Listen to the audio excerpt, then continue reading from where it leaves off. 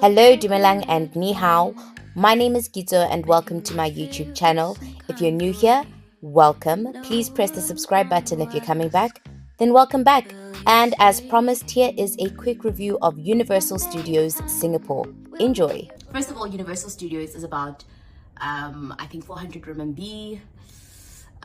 So just over 1,000 Rand, okay? I don't know what the US dollar would be, but maybe I should put dollars. I should look up what dollars is just to be universal, you know? Anyway, so it's over 1,000 Rand for a ticket. Cool. You get into the park, it opens at 10. It's only open from 10 until 6, I think, or 10 until 7, which is not long for a theme park, given that you paid over 1,000 for it. Okay, cool. It's Universal Studios. And then we went in and the express ticket, guys, the express ticket, it costs more than the actual ticket for the park. So then they were like, okay, you can buy an express ticket. Now the express ticket was about 700 RMB, about 50 Singaporean dollars. So I'm not sure what other currency. So it was expensive, okay? And we got the express because we looked at the lines and we're like, it's an hour waiting period for each ride. There's a total of 18 rides. So it's not a very big theme park, okay? And which is fine, because you know, yo guys, one thing about theme parks, the last time I went to Happy Valley, and yo yay, yo, we walked and walked and walked and walked Happy Valley in Shanghai, and it was a whole, so a theme park not being big is not a train smash. But there are only 18 rides. You pay for the express, which is over 1,000 Rand as well, and so now you spent about 2,000 something Rand to get into the theme park, right? Cool. And to get the express. And then out of the 18 rides, 3 of them don't use express. So you can't use, so out of 18 minus 3 rides, so you only have 15 rides available to you. And then out of the 15 rides that are left, 2 of them weren't working, and 2 of them being like the stars of the show. It's like you came to a concert and then the headliner doesn't rock up. In fact, there's 2 headliners. Let's say there's a headliner and then the second one. Like you go to Beychella and Beyonce's not there. Or Beyonce is just sitting like in the audience with you. And you're like, wait guys, what? So I think that was unfortunate, but there was a technical issue with 2 of the rides. So that meant out of 18 rides minus 5, you only got about 13 rides. And I think we only went on 6. But nonetheless, that's my opinion. Well, not my opinion. That's just what happened with the express ticket. It just didn't pan out in terms of what we paid for the express and versus the rides that we got to go on. Then in terms of rides, guys, one thing I love about, let me say, just theme parks, like these like Universal theme parks and like Disneyland theme parks, is that they really do attention to detail, guys.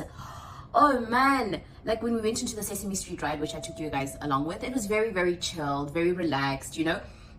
But the detailing, like the Muppets, and oh man, it was nice. It was very nostalgic, very childhood, you know, memories type of thing with Sesame Street, or if you're South African, Takalani Sesame. I saw Zuzu there. Is it Zuzu? I saw Zuzu, I saw Zike, and I didn't see Moshe, guys. So what is the deal with Moshe? Because so Takalani Sesame is like a South African version of Sesame Street. And we had a character named Moshe there, and I didn't see Moshe. So or did they replace Moshe with Big Bird? I wonder, guys. Comment below, please. I'm so curious. Anyway, the detailing and everything is splendid. And then my favorite ride was definitely the Transformer ride. I love the Transformers movies, so you really got to feel like you're in the battle scene. Like there'll be a point where like Megatron like shoots like a shoots a beam of fire at you, like shoots a beam of fire or something at you, and then there's literally like fake flames, and then they're like, not fake flames, but like heat, man, guys, there's heat, okay? And then there's a point where like I think Optimus Prime strikes Megatron, and like it's 3D, so you're like in the scene, like fighting with them and type of thing, and then and it moves accordingly, so it's like you go on this way and then you like reverse and then they drag you. Oh, it's so good. It's like a whole experience. Anyway, there's a part where like Megatron gets struck on the head and then he has an oil leak, and then like it sprays you with water. It's so cool. I love it. Love the Transformers. 10 out of 10 in terms of just like full-on experience. In terms of like extremeness, not that extreme, but I mean, my threshold for extreme might be different to other people, so I don't know. I go on as a reference, Gold Reef City, Tower of Terror, that's like my base level. the golden loop where you go like this, that's like entry level for me. Tower of Terror, I can do it 2-3 times. So if you know Gold Reef City, Disneyland, my threshold is the Tron ride.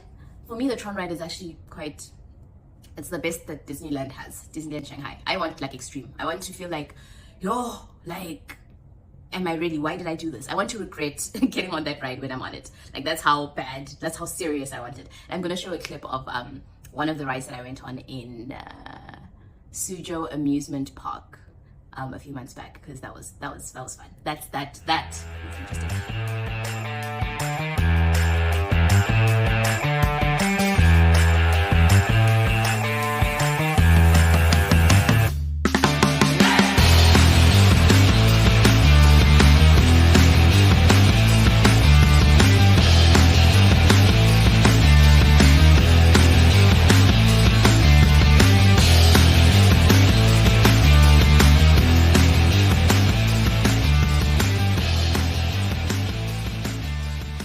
Anyway, back to the park.